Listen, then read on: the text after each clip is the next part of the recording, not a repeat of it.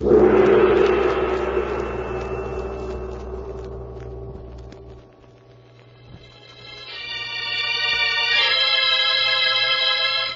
Sealed Book.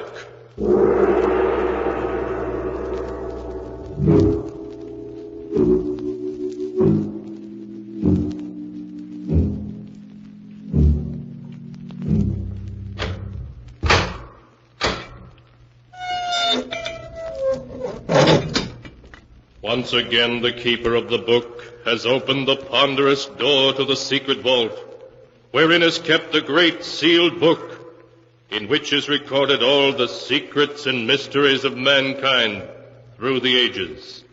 Here are tales of every kind, tales of murder, of madness, of dark deeds, strange and terrible beyond all belief. Keeper of the book, I would know what tale we tell this time. Open the great book and let us read. Slowly, the great book opens.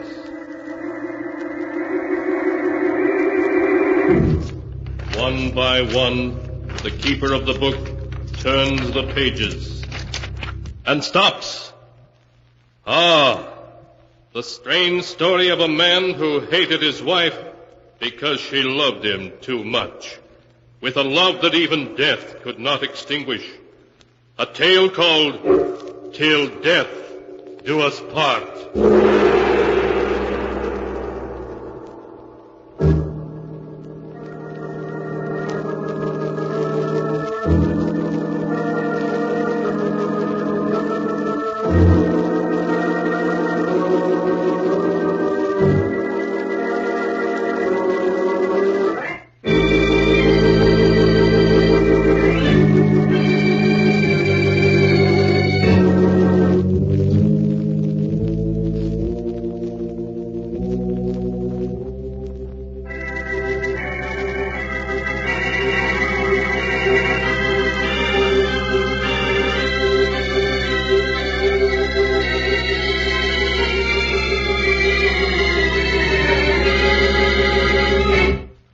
Here is the tale, Till Death Do Us Part, as it is written in the sealed book.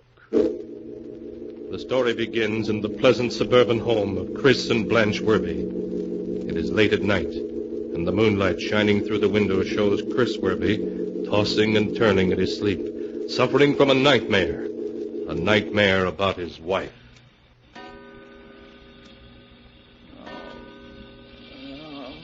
Chris, darling, you really must put on this jacket. It's getting chilly. Really, Blanche, I don't need it.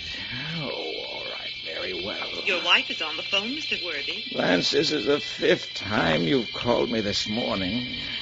Chris, your wife is waiting in your office for him. Darling, it looks like rain.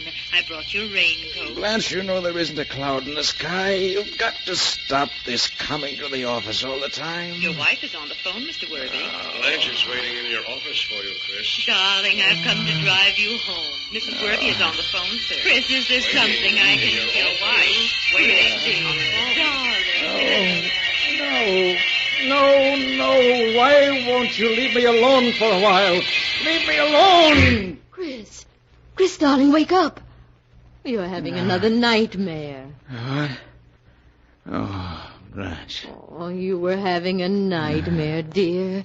I awakened you. Oh, yes, I remember now.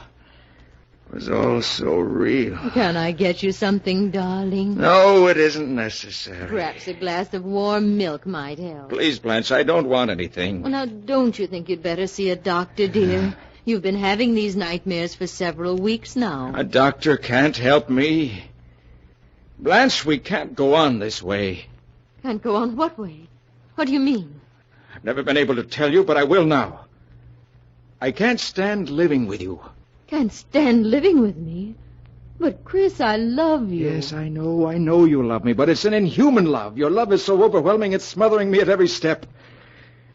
I must have a divorce. No, Chris. I'll never give you a divorce. For 2 years I fought to get you. Did everything to prevent your marriage to Anne Ballon. I have you now. And I'm going to keep you. Even knowing how I feel about you? Yes. My love for you, Chris, is greater than my pride. Oh, please, darling, let's not say any more. You'll feel better in the morning. I'll never feel better. Not while we're together. Blanche, when I get dressed, I'm going to move to a hotel. I'm leaving you. Darling, you're being ridiculous. Please go back to bed. No, I can't live with you, and I won't. I'm leaving you for good. Oh, Chris, you're funny. Oh, darling.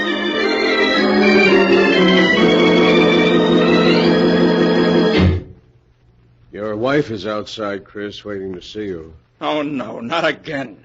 I'm afraid so, Chris. I can't go on this way. Day after day, she phones every hour, comes down here to see me. Well, now, perhaps you had better see her, Chris. Maybe you can reach an amicable agreement with her. No, not with Blanche.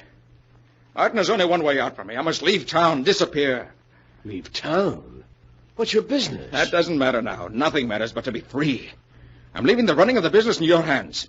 Yes, but where are you going? I haven't decided yet. All I know is it's going to be someplace far away. Someplace where even Blanche can't find me.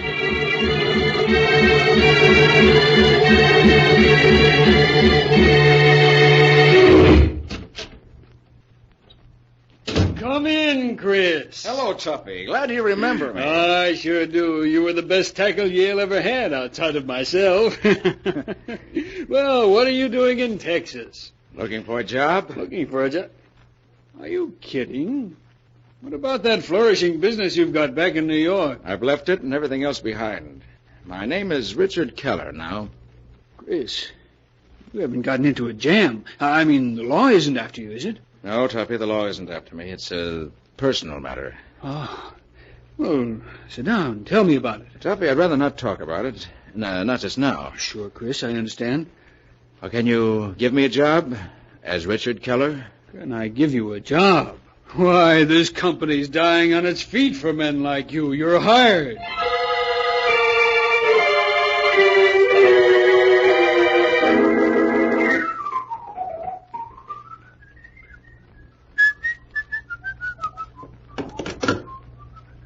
Oh, this is room 313. Will you send up a waiter, please? Oh, and the morning paper. Thank you. Well, it's fast service. Come in. Hello, darling. Blanche. Yes, darling. How are you? I changed my name. I traveled all over the West before coming here. Never told anyone where I was. How did you find me? Oh, I love you, Chris. No matter where you went or how far it was, I'd find you. What do you want? Oh, I want you to come home. No, never. I'm not coming back, and that's final. But, Chris, I'm your wife, and I love you. Oh, just give me another chance, darling. I'll do whatever you want me to if you'll only come home. No, it'll just be the same thing all over again. No, it won't, dear. I'll change. Really, I will. Do you remember you objecting to my calling you every hour at the office? Well, I promised I won't anymore. You mean that? Yes, Chris, I do. Won't you please come home? All right. We'll have another try at it. But this is the last time. Oh, Chris, you'll never regret it.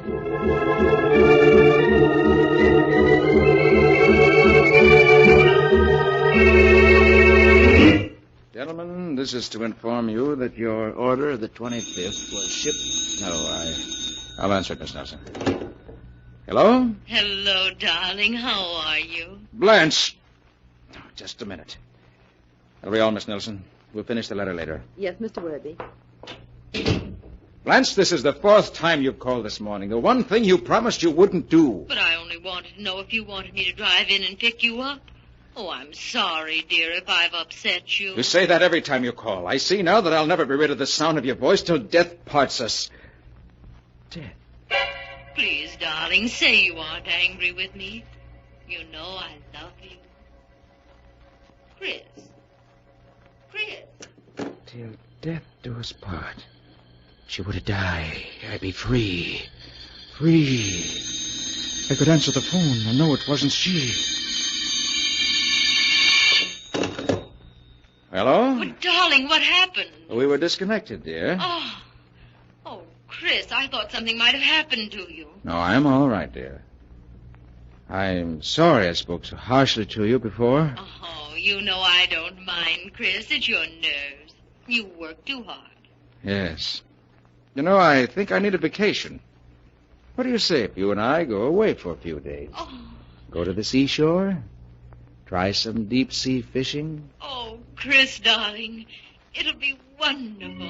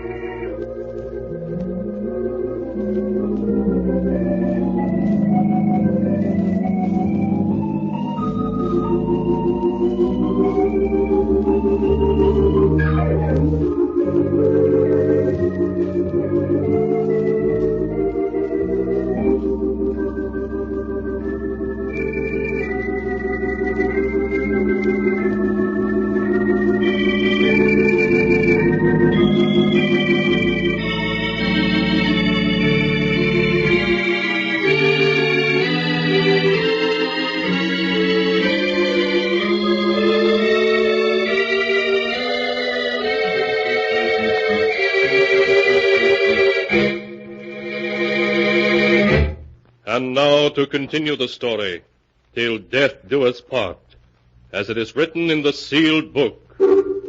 Having made his plans with care, Chris Werby has taken his wife Blanche to the seashore for a holiday. And in a rented motorboat with fishing tackle spread about them, they are now far out from shore. Just Chris and Blanche. I think we're far enough out now. I'll shut off the motor. Looks like a good spot. Oh, Chris, it's wonderful out here on the water. And I have you all to myself here. That's what you've always wanted, isn't it, Blanche? To have me all to yourself. Yes, darling. Oh, Chris, look. There's smoke coming out of the engine hatch. The boat is on fire. Yes, you're right. Flames are shooting out of the hatch. The whole boat is catching fire. Blanche would have to swim for it. Oh. The gasoline tank is liable to explode any second. But, Chris, you know I can't swim, and we're a mile from shore. I'll keep you afloat until another fishing boat comes to our rescue. I'll jump first, and then you follow. But, Chris... It's our only chance.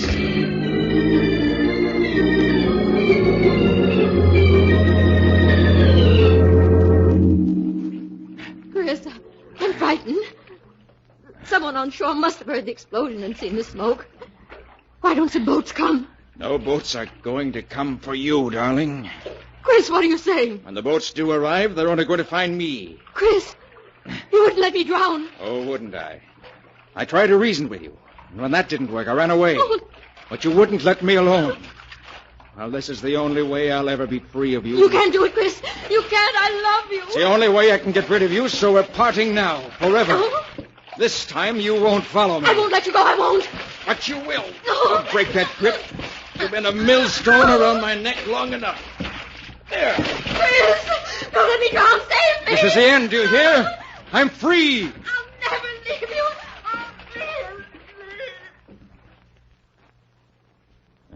She's gone. I'm free. Free at last. Forever.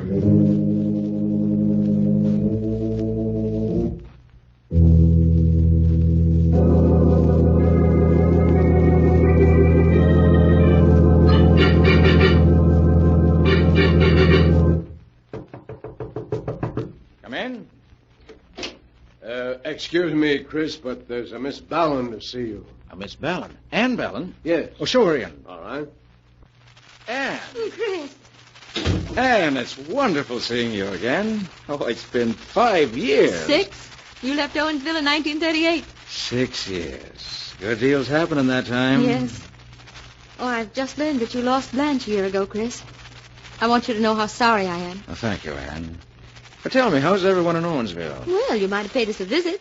Owensville is still only 100 miles away. Well, I've always meant to return for a visit, but after the way I broke our engagement and married Blanche, I was afraid you'd Oh, feel... Chris, you mustn't feel that way. I got over that long ago. Well, how long are you in town for? I'll have you know I am now a resident of this fair metropolis. As of yesterday.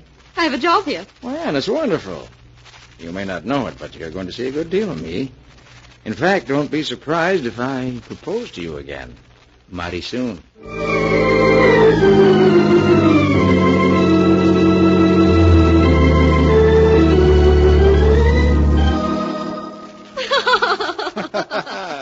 Oh, Chris, it's the most beautiful house a new bride ever had. Well, if you'll carry me across the threshold, Mrs. Worthy, you can see what it looks like inside. I should be delighted to. Hey!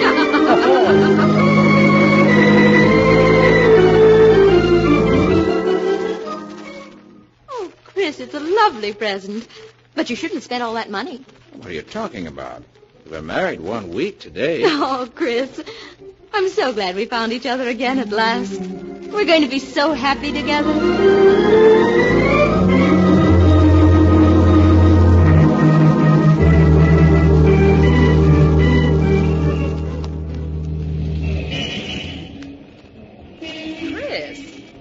Chris Worthy. Why, Sidney Rand. I thought I recognized you. How are you, Chris? Why, I haven't seen you since you left Owensville. Good to see you, Sidney. How are the folks back home? Oh, fine, just fine. I suppose you heard about Ann Ballon. What can you tell me about Ann Ballon that I don't already know? Well, I guess this will come as a shock to you, Chris, seeing you were engaged to her once. Ann died last month. What did you say? Ann Ballon died a month ago. Why, that's impossible, Sidney. You're wrong. Chris, I wouldn't joke about a thing like that. I was at the funeral myself with Sam Morris. But that couldn't be. It all happened so sudden. They never did find out what it was she died from. It certainly was a shock. Anne was so young and beautiful. Now she's dead. It couldn't be. It couldn't be. Chris, what's the matter with you? Chris, why are you so... Dead a month. But Anne came to New York just a month ago. And she married me. She's alive, beautiful, everything I've ever wanted. Oh, Sidney's wrong. They buried someone else, another Ann Ballon. Yes, that must be it. Anne's home, waiting for me, waiting for me.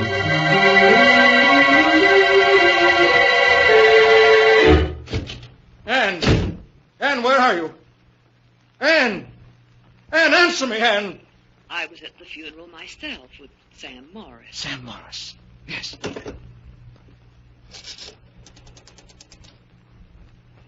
Operator, I want to put in a long-distance call to Owensville, Pennsylvania. I'd like to speak to Sam Morris. I don't know his number, but...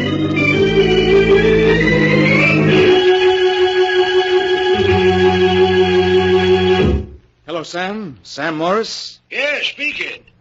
Who's this? Chris Werby.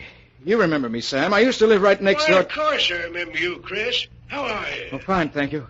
Sam, I want to ask you something. Sure, what is it? How's Ann Ballon?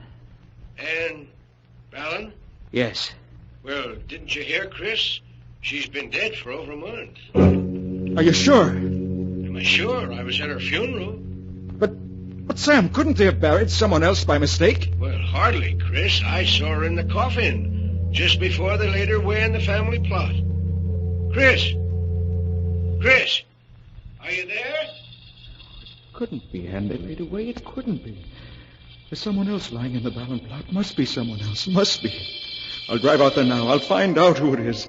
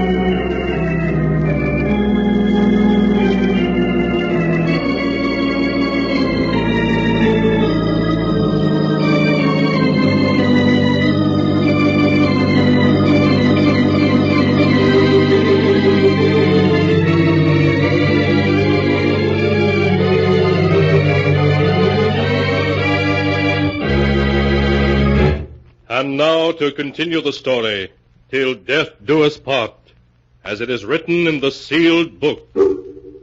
After driving frantically for hours, Chris has reached Owensville, his hometown.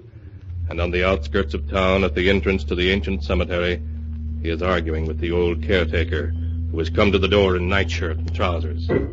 But I tell you, I have to know tonight.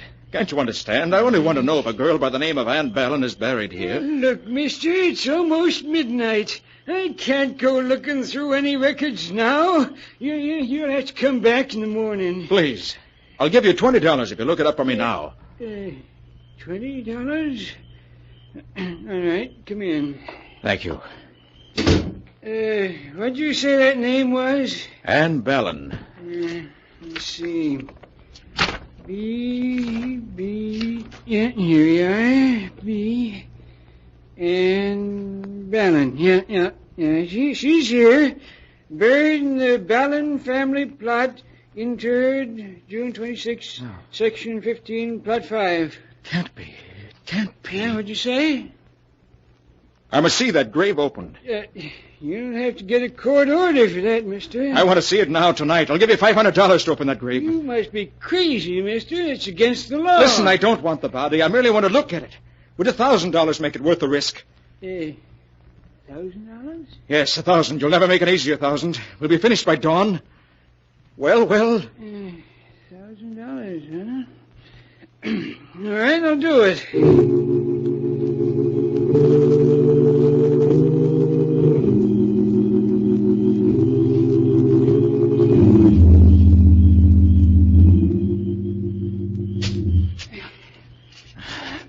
I'd have but a little more to dig. A few more shovels full.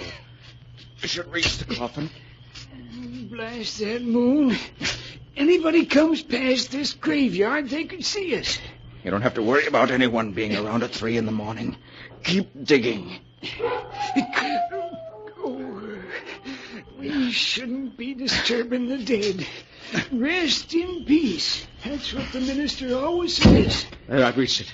The coffin. Quick, help me clear all this earth off it so I can open the lid. All right.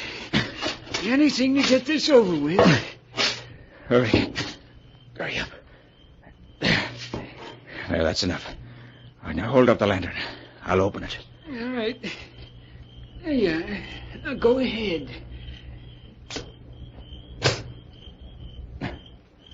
There.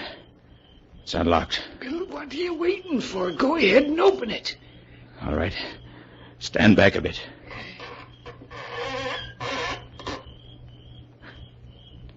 It's empty. Yes, empty. Empty. I knew she couldn't be buried here. She's alive, do you hear? Ann's alive.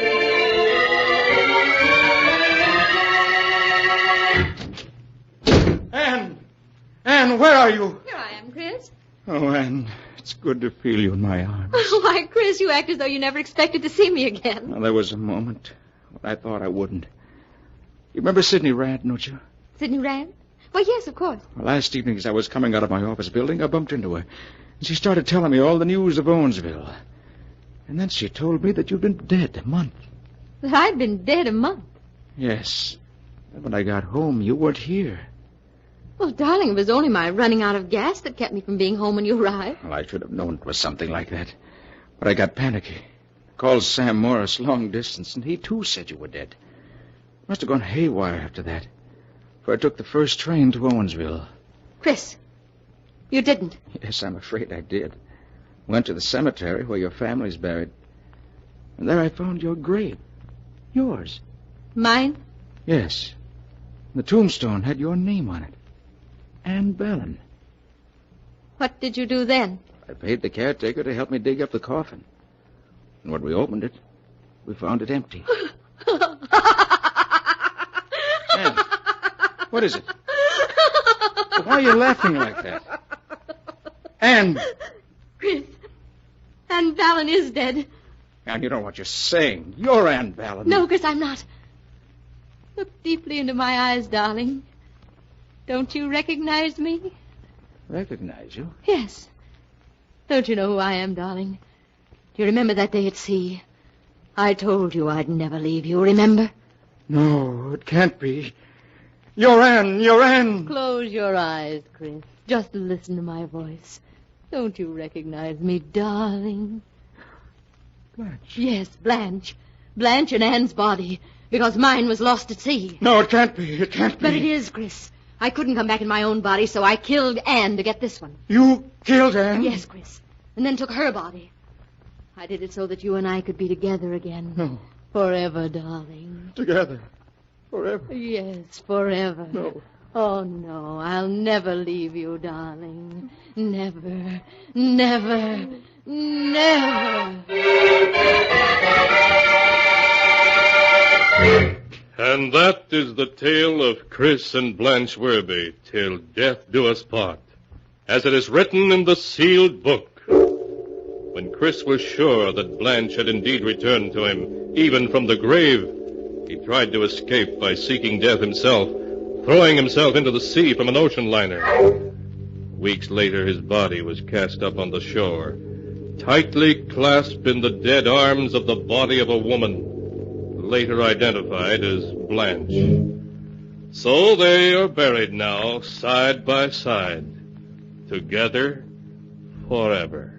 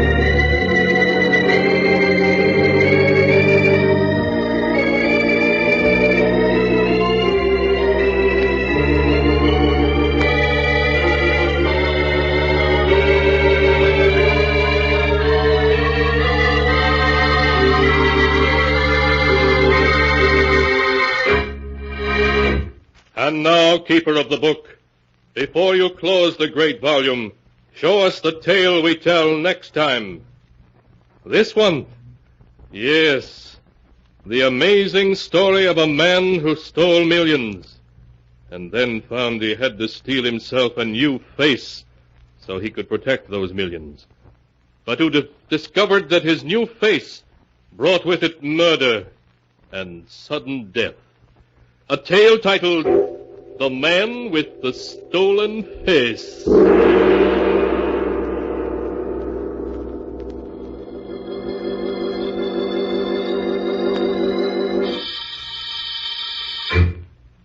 Be sure to be with us again next time, when the sound of the great gong heralds another strange and exciting tale from The Sealed Book. The Sealed Book, written by Bob Arthur and David Cogan, is produced and directed by Jock McGregor.